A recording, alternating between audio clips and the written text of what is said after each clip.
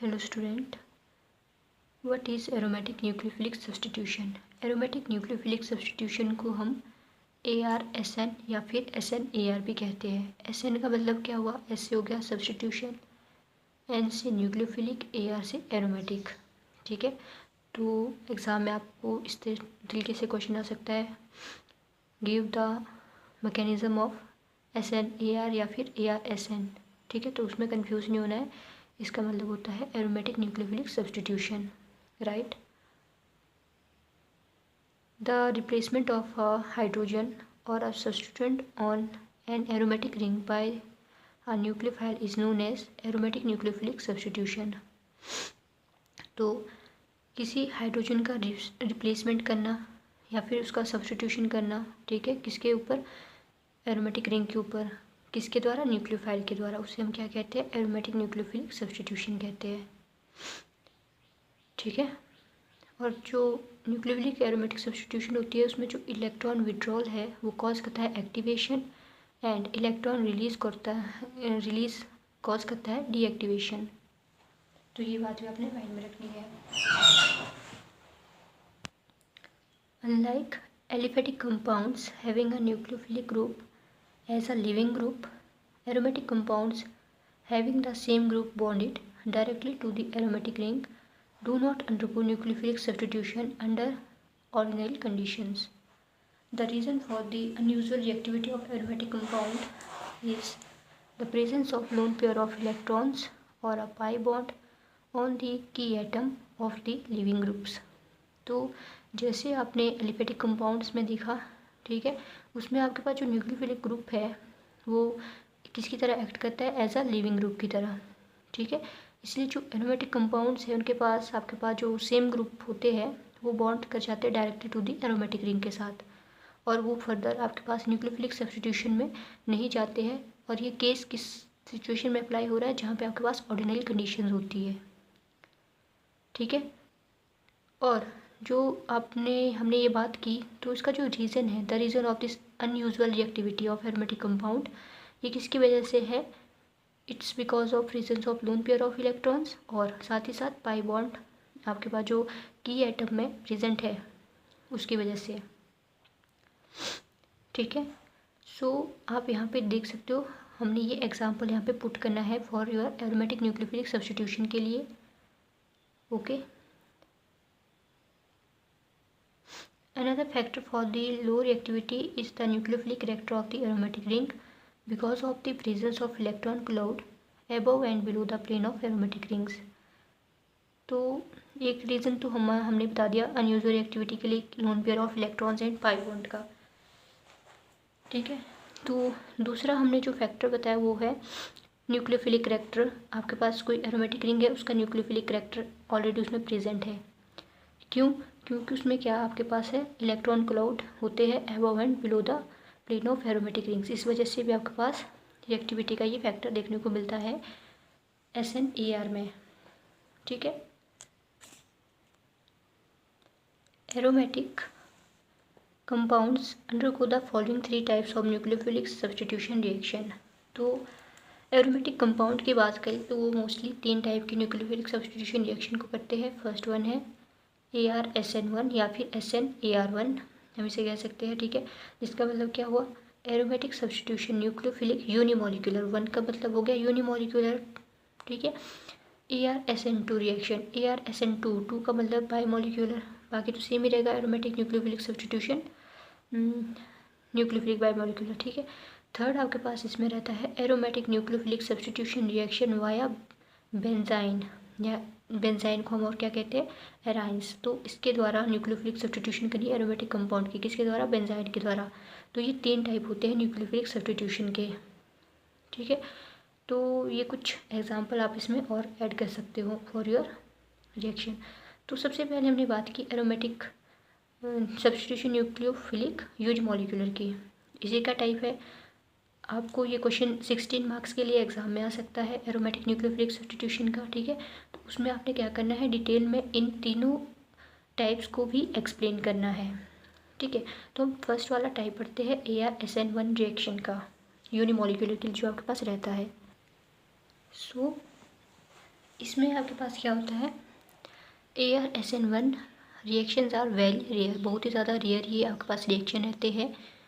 These are mainly given by aromatic diazonium salts, तो ये किसके द्वारा दिए जाते हैं, जो आपके पास एरोमेटिक डायजोनियम सॉल्ट्स होते हैं उनके द्वारा। ठीक है, तो आपको पता है कि डायजोनियम सॉल्ट का हमने एग्जांपल पहले वीडियो में भी दिया था कि ये डायजोनियम सॉल्ट की फॉर्मेशन हो रही है।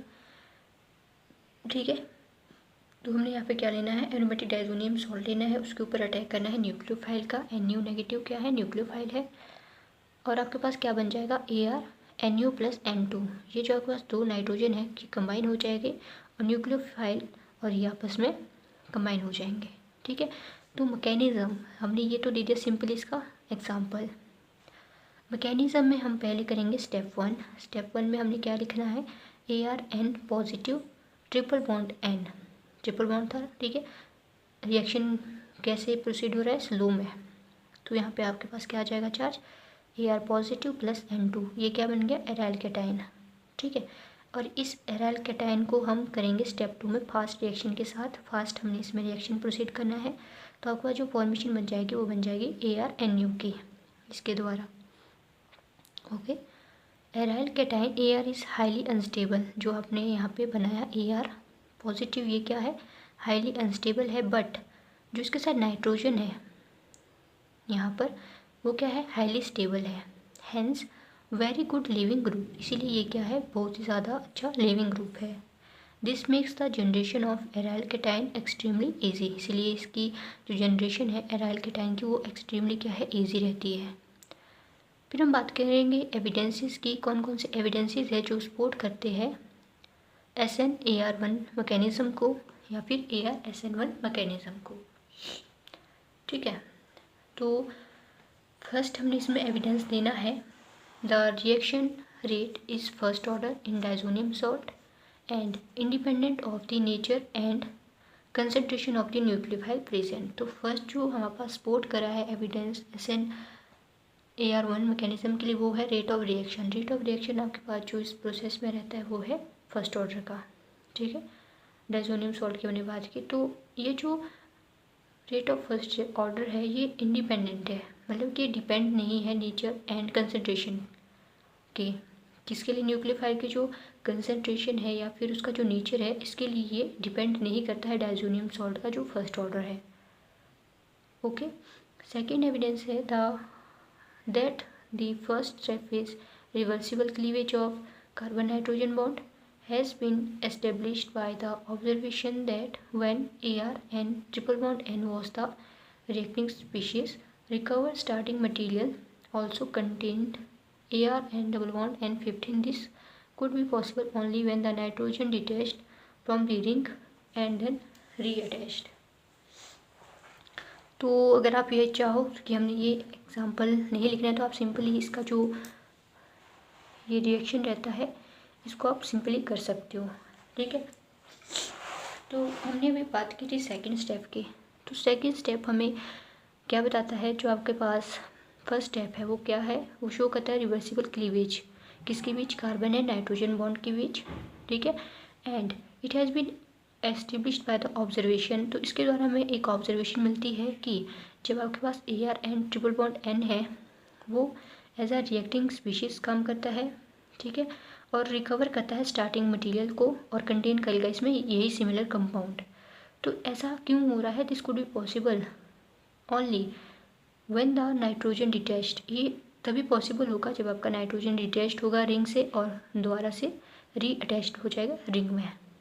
ठीक है, तो ये एविडेंस भी हमें सपोर्ट करा है ArSN1 मैकेनिज्म के लिए।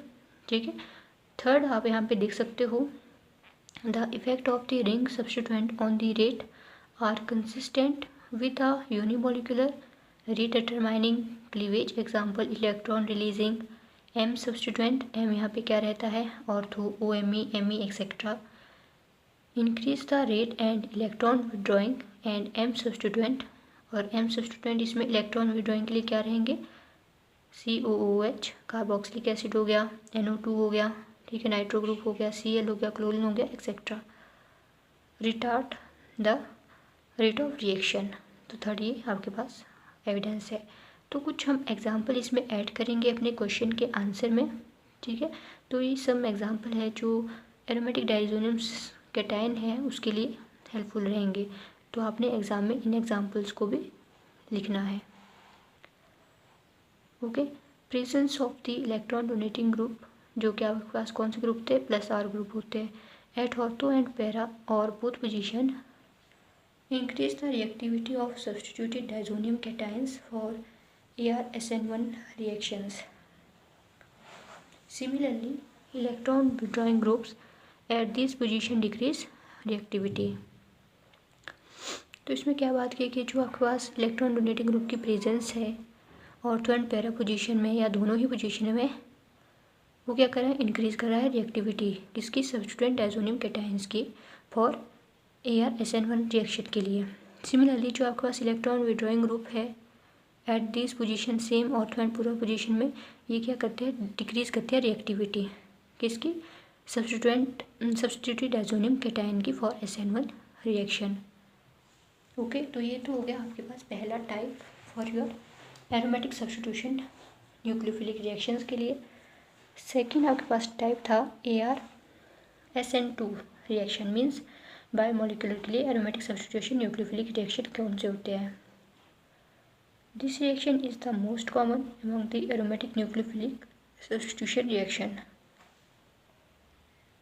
SN2AR या फिर ArSN2 जो रिएक्शन रहता है वो बहुत ही ज़्यादा common aromatic nucleophilic substitution reaction है।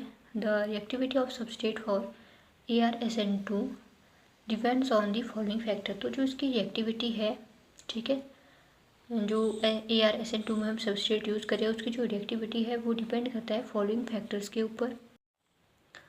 फर्स्ट जो आपके पास फैक्टर है वो रहता है reactivity directly proportional to leaving power of the leaving group. Second factor है reactivity is directly proportional to -R and -I power of the group present at ortho and para position. Third है reactivity is directly proportional to electronegativity of the heteroatom of the ring. Fourth one is nature of the solvent, nature कैसा है solvent का, polar aprotic solvent favour the reaction. ये कुछ example है जो आप ArSN2 reaction में दे सकते हो, ठीक है। इसमें हमने दिया है C6H5 क्लोरीन, यहाँ पे इसके फर्दर एग्जाम्पल है। एग्जाम्पल आप देखो तो कुछ नहीं, इसमें OH ग्रुप अटैच्ड है, इसमें NH2 है, CN है, ठीक है। तो आपने यहाँ से NaOH रखना है याद, एक्वस NaOH, एक्वस NH3 हो गया, ठीक है। CuCN या फिर pyridine भी आप देख सकते हो। और टेम्परेचर की बात करें तो 200 डिग्री सेंटीग्रेड यहाँ पे भी टेम्परेचर है, ओके। यहाँ पे भी सेम टेम्परेचर है, बस यहाँ पे 300 डिग्री टेम्परेचर है और 200 एटमॉस्फेरिक प्रेशर हमने यहाँ पे रखना है और आपके पास ये प्रोडक्ट ऑब्टेन हो जाएंगे। तो ये एग्जांपल है फॉर ArSN2 रिएक्शन के लिए। मैकेनिज़्म की बात करें तो मैकेनिज़्म रिजेंबल करती है arenium ion mechanism of aromatic electrophilic substitution, जो कि हमने ऑलरेडी प्रीवियस लेक्चर में बता दिया है कि कौन कौन सी उसमें मैकेनिज़्म रहती है, ठीक है। तो ये रिजेंबल कर लिया एरेनियम आयन मैकेनिज़्म को जो हमने एरोमेटिक इलेक्ट्रोफिलिक सब्स्टिट्यूशन रिएक्शन में देखी थी, ठीक है। तो दोनों ही केस में क्या हो रहा था, जो अटैकिंग स्पीशीज़ है वो फॉर्म करती है बॉन्ड विद द सबस्ट्रेट, किसके साथ, वो बॉन्ड बना लिया अटैकिंग स्पीशीज सबस्ट्रेट के साथ, ठीक है। और हमारे पास क्या बन रहा है, इंटरमीडिएट की वो फॉर्मेशन देते हैं, जैसे हमने यहाँ पे देखा इंटरमीडिएट बन रहा है। और जो लिविंग ग्रुप है वो क्या हो जाता है, डिपार्ट्स हो जाता है, that is both involve in addition elimination process, okay. ArSN2 reaction involve 2 step, the first step is slow. तो सिमिलरली इसमें भी 2 स्टेप ही आएंगे, फर्स्ट स्टेप आपके पास स्लो रहेगा और सेकेंड स्टेप आपके पास फास्ट रहेगा। तो फर्स्ट स्टेप में हमने कुछ नहीं किया, इंटरमीडिएट की फॉर्मेशन की है इसमें, और सेकेंड स्टेप में हमने लिविंग ग्रुप को डिपार्ट्स कर दिया, मीन्स लिविंग ग्रुप आपका यहाँ से रिमूव हो गया, ठीक है। तो ये कुछ एविडेंसेस है जो इस मैकेनिज़्म को सपोर्ट करते हैं। मैकेनिज़्म को सपोर्ट करने वाले एविडेंसेस, फर्स्ट है in many cases salt of postulated intermediate have been isolated and characterised. तो आप यहाँ से इन एग्जांपल को एविडेंसेस के तौर पे दे सकते हो। फर्स्ट वन ये रहेगा आपके पास एग्जांपल, और सेकंड वन आपने ये यहाँ पे एग्जांपल देना है, ठीक है। तो आप इसको देख लीजिएगा। थर्ड आपके पास रहता है aromatic nucleophilic substitution reaction via benzene. Benzene के द्वारा एरोमेटिक न्यूक्लियोफिलिक सब्स्टिट्यूशन करना, जिसे हम और क्या कहते हैं, अराइंस भी कहते हैं। ठीक है, जैसे कि हमें पता ही है जो आपके पास इलेक्ट्रॉन विड्रॉइंग ग्रुप होते हैं वो एक्टिवेट करते हैं एराइल हैलाइड्स को टूवर्ड्स द न्यूक्लियोफिलिक सब्स्टिट्यूशन। ठीक है, और इंक्रीज करते हैं, और ये इंक्रीज होते हैं in the absence of such activation substitution can be used very strong bases. तो जब आप इस सब्स्टिट्यूशन को देखते हैं वाया बेंजीन या फिर बेंजाइन, तो आपके पास क्या होता है, unactivated aryl halide having at least one hydrogen in ortho position undergo nucleophilic substitution with a very strong base like K NH2 और NaNH2 इन लिक्विड अमोनिया। तो जब आपके पास अनएक्टिवेटेड एराइल हैलाइड्स होते हैं, उसके पास क्या होना चाहिए, अनएक्टिवेटेड एराइल हैलाइड के पास एटलीस्ट एक हाइड्रोजन होना चाहिए ऑर्थो पोजीशन में। ठीक है, तो अंडरगो करता है न्यूक्लियोफिलिक सब्स्टिट्यूशन को with a very strong base. With a base कौन सा ये यूज़ करेगा, इसमें बेस यूज़ होगा आपके पास KNH2 या फिर NaNH2 इन लिक्विड अमोनिया में, ये रहेगा आपके पास बेस।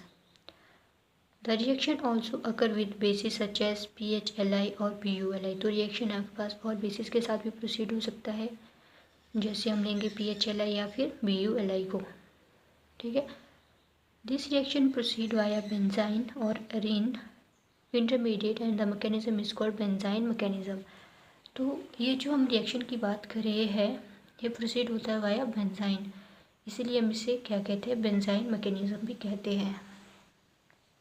ठीक है, तो आपने इसमें कुछ नहीं करना है, सिंपली ये एग्जांपल पुट करना है बेंजाइन का, और बेस लेना है हमने PH3 नेगेटिव NH3। ठीक है, एज अ कैटलिस्ट हमने यूज़ कर दिया, बेस हमने यहाँ पे लेना है कि NH2, यहाँ पे हमने कैटलिस्ट यूज़ कर दिया, और आपके पास ये दो प्रोडक्ट बन के ऑब्टेन हो जाएंगे।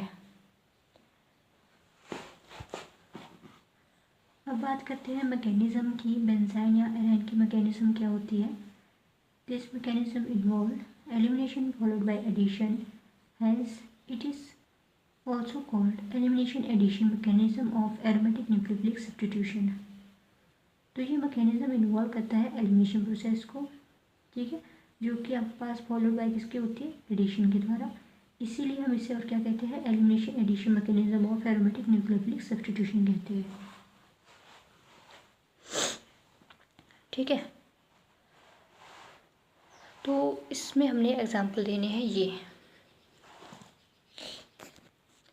सिंपल है, हमने यहाँ पे कंपाउंड लेना है, इसके साथ NH2 का रिएक्शन करना है, और आपके पास क्या बन जाएगा, अरीन या फिर बेंजाइन, जैसा आपने यहाँ पे भी देखा था। यहाँ पे आपके पास बेंजाइन बन रहा है, ठीक है, साथ में NH3 एंड Cl नेगेटिव। फिर सिमिलरली हमने एराइन लेना है या फिर बेंजाइन लेना है, इसको ट्रीट करना है अमोनिया के साथ विद द लोन पेयर, और आपके पास ये दो प्रोडक्ट बन के ऑब्टेन हो जाएंगे। ओके,